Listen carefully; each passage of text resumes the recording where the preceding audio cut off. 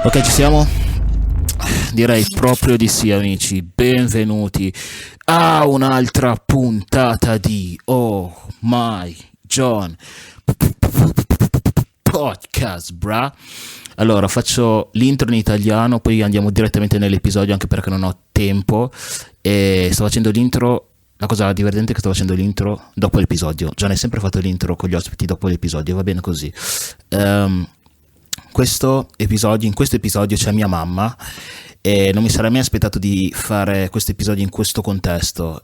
Volevo prepararlo bene, volevo farlo, me lo sono sempre immaginato nel mio studio, no? Da quando vi ho proposto questa puntata incredibile, speciale. Avevo tante cose in mente da fare in studio, però la vita è così, ok? E mi avete chiesto di fare questo episodio, di sbrigarmi a fare questo episodio, quindi eccoci qua. Mia mamma nella vita fa il pastore, quindi la sentirete avere un lessico, un modo di porsi, un modo di approcciarsi molto, molto pastorale, si dice? Molto pastorale. E secondo me capirete qualcosa anche di me attraverso lei. Siate buoni con lei nei commenti, so già che lo siete, che lo sarete. E va bene così. Questa è mia mamma. Per favore iscrivetevi per quelli che mi stanno solo ascoltando. Per quelli che mi stanno solo ascoltando e che non capiscono l'inglese, vi consiglio di guardarlo su YouTube. Per favore iscrivetevi, passate il podcast a un vostro amico. Penso che potrete imparare delle cose. Dico spesso che essere italiani ormai non è soltanto una cosa, ma tante cose. Ci sono diverse sfumature dell'essere italiani, no? E sono contento di farvi vedere una piccola sfumatura, ok? Si può dire così? Ho fatto un buon intro, John. Pianta lì e cominciamo questo episodio. Questa è mia mamma. Iscrivetevi, mandate il podcast a un amico. Per favore commentate, che è importante. Facciamo crescere anche questa piattaforma su YouTube, anche se mi ascoltano, visto che mi ascoltano in pochi su YouTube.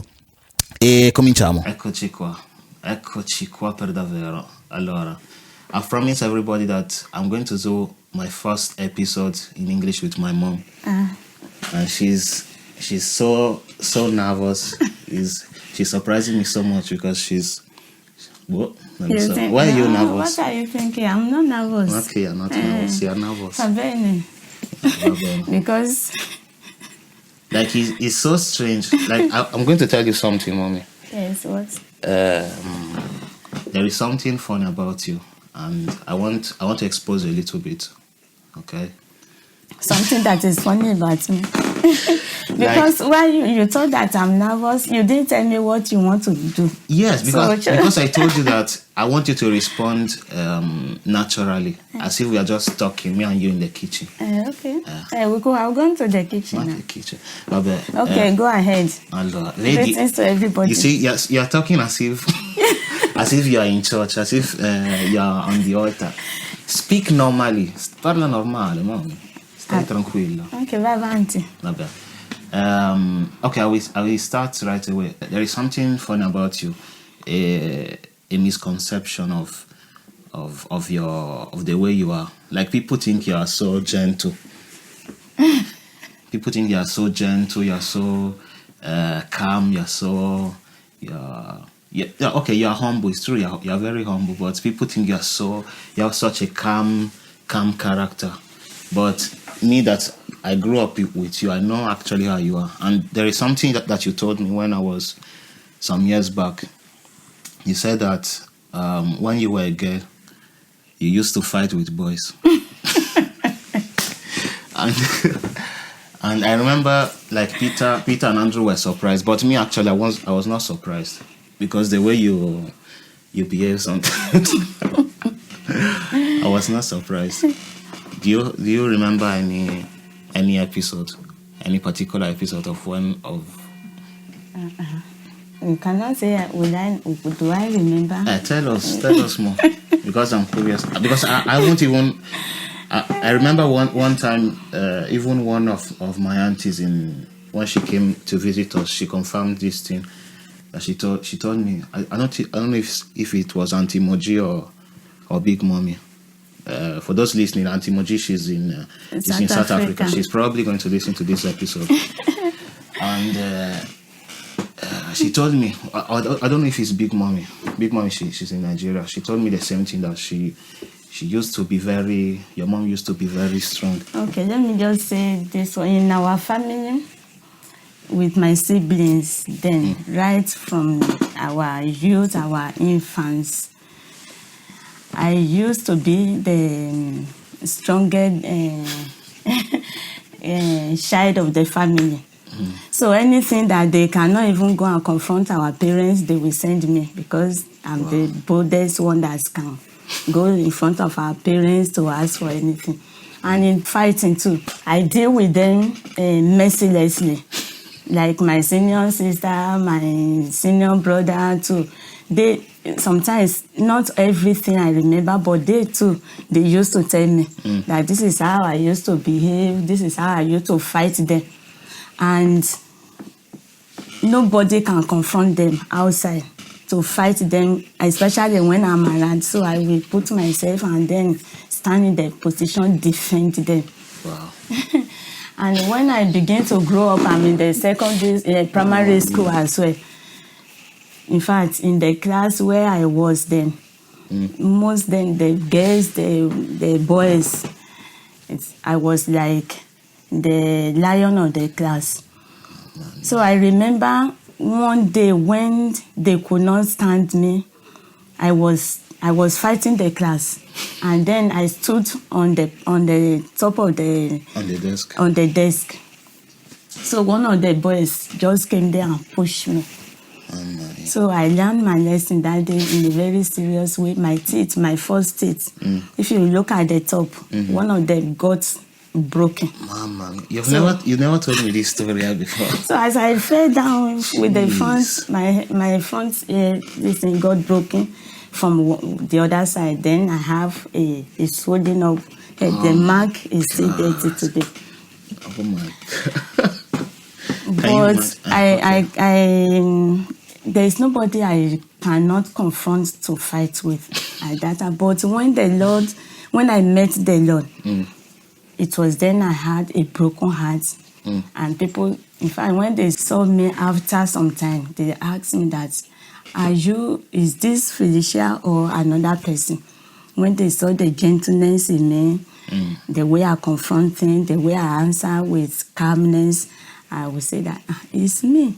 It's not possible that you became so calm like this. I said, I have met the Lord Jesus Christ that changed my character. So I used to say it when I counsel brethren, young sisters, young mothers, that this character you are displaying, even in your family, that I used to be like that before.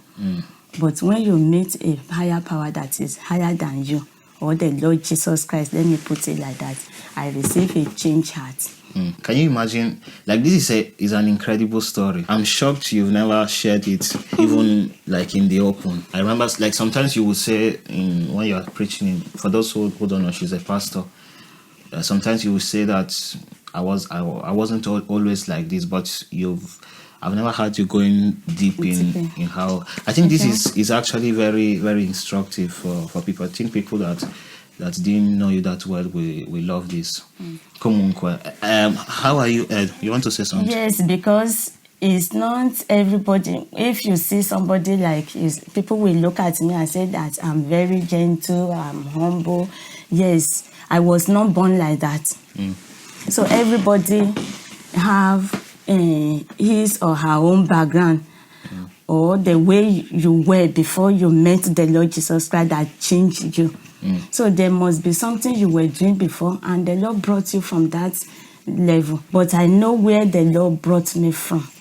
To have a very violent, to attack something violently, especially when I see injustice, or somebody is treating somebody unrightly, in a way that is not right, or oppressing somebody, I cannot stand it. That was then. Even today, I know the way I handle it, or prayerfully go to the Lord. But then I will fight the person. I think I have that same character that I don't like seeing injustice, but I don't fight with people. But yes, I can fight with anybody in those days. You want to say something else? Yes, but along the way, when I was in my primary school, there is another girl too that confronted me one day. I remember at the back of the house I stayed there. When I was not at that age, I was not staying with my mom. I was with the sister of my brother, of my father. So this girl, I'm both to mention her name because she called me her auntie. I seen her like some months. Iyabo. Iyabo, one day we fought like lion and elephants at the back of our house. Wow. under an orange tree. We fought and there was nobody to separate us. But that day, I surrendered to her because she really, she was stronger than me. But since that was the first and last battle we fought together. Since then, we became very tight friends. Even up to today, she used to call me. I used to call her. She's doing very well. She's in Kaduna right now. Wow. I love you. Wow. Yeah, boy, she's listening to this. She's probably going to listen. I'm sure she's going to listen to this too. We are already half into our time. Yes. How are you experiencing this lockdown? You know, when my cousins ask me, how are you guys doing in Italy? Because it's like people in Nigeria, when they see the news, they see newscasters talking about the situation here. It's like they think people are falling down from their houses. People are just dying on the streets. And it's true, the situation is critical, but you know, me too, I tend to exaggerate it just to flex my muscle. How do you see this situation? Have you ever experienced anything like this? No, I don't think anybody will say he has experienced this situation we are passing through now at this side of the world. And everybody, nations are going through the same situation. You are asking how am I passing through it? Or what am I experiencing? We can see the same thing people are going through all over the world today. People are worried. What we are hearing now is about the death, about the number of death that is being announced on the news every day. That is just the situation. People are dying in hundreds. In thousands? Yes, every day. Okay, every day, yes. In hundreds every day, yes. So the number of dead recorded in Italy now is over 12,000. And people are afraid. People are worried. I can tell you, if I want to be sincere, I've been home now for almost 1 month. And the school has shut down more than 1 month. Yeah. Is that not right? Yes. I take this period, as a time of waking up for Christians. It's a time of coming to the knowledge of God, surrendering your life unto the Lord as your Lord and Savior from sin. Mommy, you know that you're not only speaking to Christians. There are Muslims that are listening to you. Yes, to Muslims, to believers, to non-believers. This is a time to wake up unto righteousness. It is a time to wake up unto good living. This is a time to build homes, your family, especially now that we are at home. We are at home, we are locked up at home. Yes, to get closer with your loved ones. You get closer with your loved ones. You build relationship. It is a time you settle quarrels. It's not the time to fight. We got the news that even families now, when they are at home, now they fight one another because they are tired. We must be ready to build up. So, we are not preaching, but yeah, this is not church. I think. Yes, I think my people. I told you guys already. I've spoken about because a lot of majority of the people that listen to this podcast, they are Italians. Okay. So they are probably going to read the subtitles of whatever you are saying. But so I think it's not only what we still do, like me at home now. There are some other things that I was not able to do before. When activities were going on, I take this time to do those things. Calling other people outside that needs help, encouraging them that this time is not the time you should be afraid, to calm our people down. The people that are close to me, the people that are far away from us, we connect them through telephone to speak with them and calm them, as pass the message of peace, of love, of joy to everyone, that we should calm down. We should not be afraid. Even people in my condominium. I wanted to ask you a funny question. Some episodes ago, I'm surprised you didn't ask me, because you always text me. You listen to all my episodes and you always give me your feedback. Some years back, I was like 14, 15. There was one particular girl you asked me not to see. And I don't know how you did it, but I was suspicious that maybe you were around the around where I was, or I never asked you. But it's like, as soon as I met that girl, and like the day prior to that day where I met the girl, you and Daddy told me I should never see that lady again. And that exact moment when I decided to meet this girl, I was at train station. You started calling. Like, and I was like, what is going on? What is going on? So be very honest. Did somebody tell you I was? No. I know you were not. I know nobody told you. I was not even in that environment where you were. You know that there's, maybe I will say, the Spirit of God in us. We always follow you up. Our children, we pray a lot for you.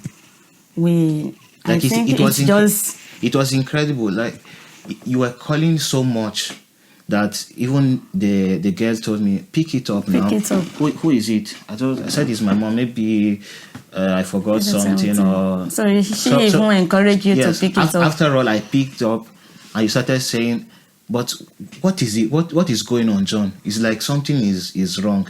Something is wrong. I was, what kind of question is that?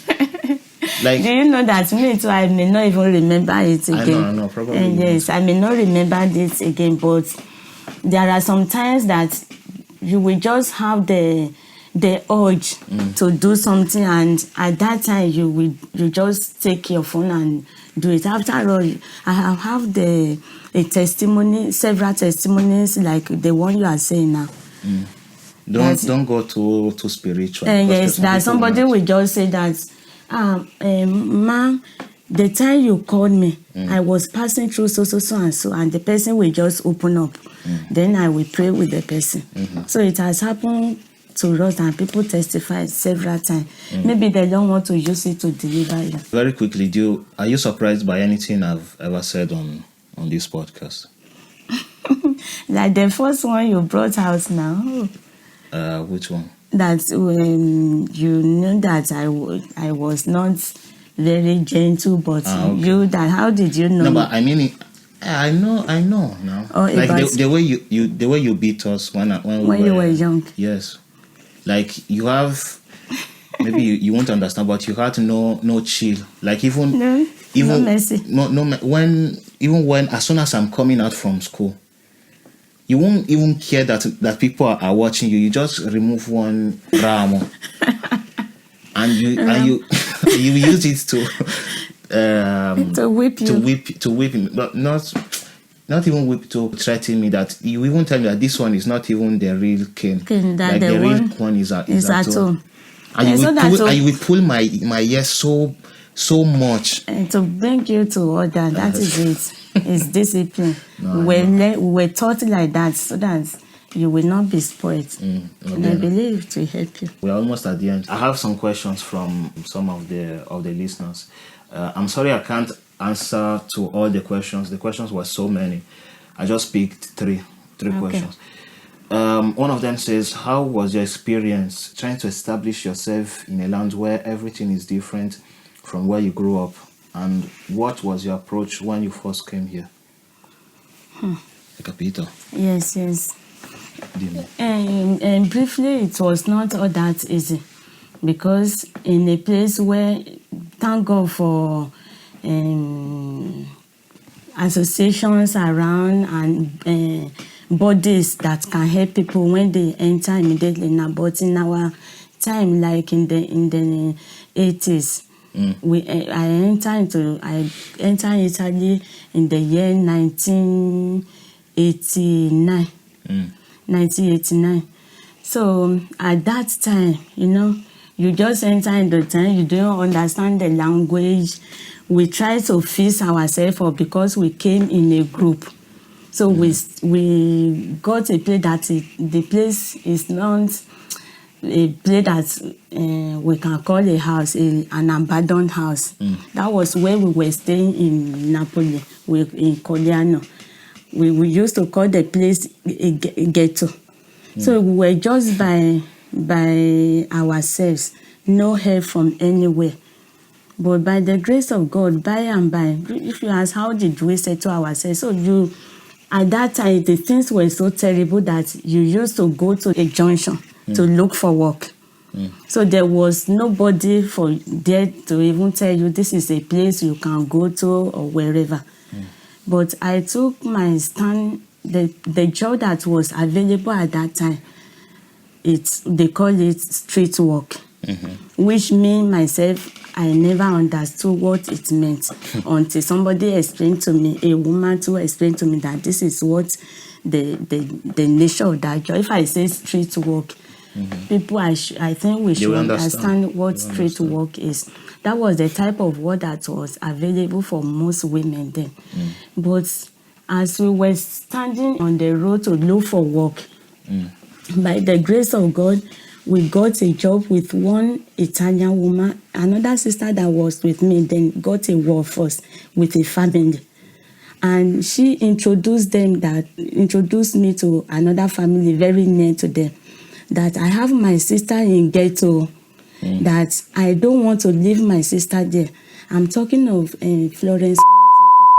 So she said that she introduced me to another family, that my sister is in ghetto, I don't want to leave her there. So this family is a medical doctor in Napoli. They came to the ghetto where we were to pick me so that I can work for them. From there, I decided to come to the northern side of Italy. So to just summarize it, I got an encounter with Caritas. So Caritas will always be there for the immigrant. From there, I got a place to stay. Because you stay in a place, you stay there, and then in the morning you come out. You are by yourself. So at that time, those periods, it was not very, very easy. By the grace of God, I am what I am today. We really passed, because it's not a story we can just say in this podcast at this time that we schedule for it. It's a long story.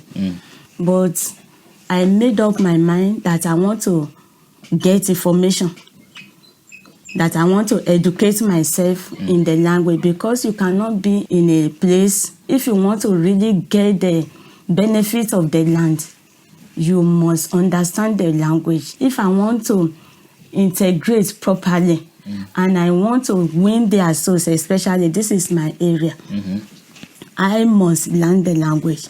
So at my age, I still went back to school to learn the language, and by the grace of God, I am able to relate with them at a good level. Very quickly, is there anything you miss from Nigeria? I miss my family.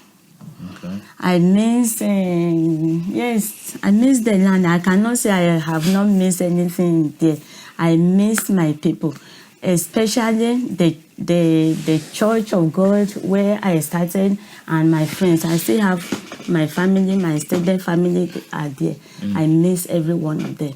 And the pity part of it today is that when you even go back to Nigeria, you are like a foreigner. Yes, when you get to the church where you used to know people, you understand. People that show that they even know you, they will just be your sister, your brother. So everybody will look at you as a foreigner. So when you go back to Nigeria too, you are like in a foreign land. When you are here too, you are a foreigner. When you go back to your home, you are a foreigner. Last question. This one is a bit funny. It says, this is a friend of mine actually. She said, how did you survive and how did you maintain your sane mind with 3 male children? In essence, she's asking how did you not go crazy with three boys? Hey, thank God for my husband. We used to say some things, quote my mother, that the children that the Lord gave to her is her own children. Do you get it? Yes. Okay. So the reason why I am what I am today is by the grace of God. Our children, my children, I will always say our children, is that they are the children we ask from the Lord. They follow instruction. Yes, although we, like he used to say that children will be children. There is no child that is born and that immediately you say something, the child will follow it. Do you understand? So the reason why I have not gone crazy and I will never go crazy is because of the grace of God upon their life. The children we have, they are the children God has given unto us. So we train them in the way of the Lord and they follow by the mercy of God. So the Bible says that train a child in the way he will go. When he grow up, he will not depart from it. And when he grows up, we too will have peace. That's it. Then I'm happy we finally did this episode. I'm sure this is going to help a lot of people. You guys, please comment your thoughts. If you have more questions and if you want my mom to come back on the show, tell me. And I think we are done. Thank you, mom, for doing this. God bless you. Grazie amici per aver ascoltato. Va bene così, non ho nient'altro da dire. Volevo solo ricordarvi di iscrivervi al canale ancora una volta. Devo farlo perché ho pochi iscritti su questa piattaforma YouTube e spero che vi sia piaciuto l'episodio. Voglio scusarmi ancora una volta per le condizioni, ok, di questo episodio. Sto tenendo, per quelli che mi stanno solo ascoltando, sto tenendo un microfono con una corda in mano e va bene così, John, ok? La gente ti capisce, siamo a casa, siamo limitati e va bene così. Va bene così. Penso che da qua sia tutto, amici. Posso dire una cosa prima di chiudere? Per me non è facile, sapete come siamo, soprattutto noi maschi, non vogliamo mai far vedere la parte, non vogliamo mai porci in modo che ci renda vulnerabili, no? E far vedere mia mamma qua su questo platform così grande mi rende un po' vulnerabile, quindi siate buoni con me. Non ho bisogno di dire quanto è importante questa persona per me, ok? Quindi è uno step importante nel mio podcast e spero che voi possiate apprezzare questo nuovo development. E va bene così, penso che da qua sia tutto, amici, e poi chiudo, ciao!